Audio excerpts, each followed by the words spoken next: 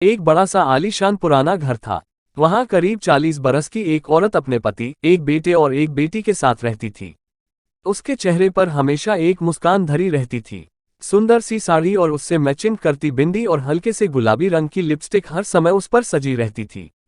अपनी उम्र की गहरी होती लकीरों को फाउंडेशन की परत से छुपाने की कोशिश करती वह एक चलती फिरती सुंदर तस्वीर ही लगती थी। और अपने ब्लाउज की दाहिनी बाजू को जरा सा खिसकाया और सामने की टेबल पर रखी बेटनोवेट की स्किन क्रीम को दाहिने कंधे पर दिख रहे गहरे लाल रंग के बड़े से निशान पर मला और वापस ब्लाउज को ठीक से पहनकर दोबारा साड़ी ओढ़ ली। फिर से थोड़ा फाउंडेशन लगाया और पलकों के कोनों पर जो नमी आ गई थी उसे पोंछा और आंखों को अच्छा दिखाने के लिए काजल का एक स्ट्रोक लगा लिया। फिर से वही गुलाबी रंग की लिपस्टिक लगाए और अपने होठों पर एक मुस्कान को भी सजा लिया। तो क्या यह एक घाव था जो उसे हंसने से, खिलखिलाने से रोकता था? शादी के 18 सालों में जाने कितने ऐसे घावों को वह छुपा छुपा कर रखती रही है, चुपके से मलहम लगाकर एक झूठी मुस्कान सजाकर सहज होने की कामयाब कोशिश करती रही है। शरीर के घाव तो वह बेटनोवेट लगाकर भर लेती थी, पर उसकी आत्मा पर जो जख्म थे उनके लिए कोई दवा नहीं थी।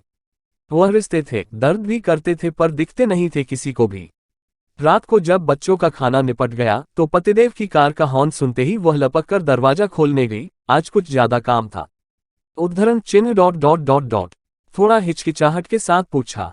कोई जवाब नहीं। पत्नी का दिन कैसे बीता? बच्चों की पढ़ाई की कोई चिंता नहीं।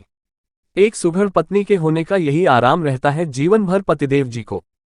खैर, फिर से रात का वह पल आया जब पतिदेव का हाथ उस औरत के शरीर पर चलना शुरू हो गया। उस घाव पर भी गया तो एक आह के साथ उस औरत ने मुंह मोड़ लिया।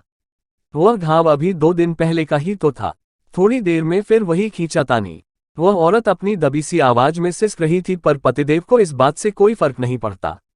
यह खींचातानी ज्यादा देर तक नहीं चल पाई क्योंकि बिल्कुल साथ वाला कमरा बच्चों का था।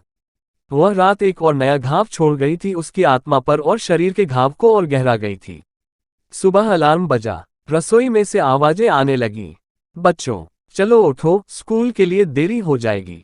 आप भी उठिए, चाय बन गई है। वह औरत एक सुंदर सी साड़ी पहने, धुले लंबे बालों को समेटती चाय का कप लिए बेडरूम की तरफ चली गई।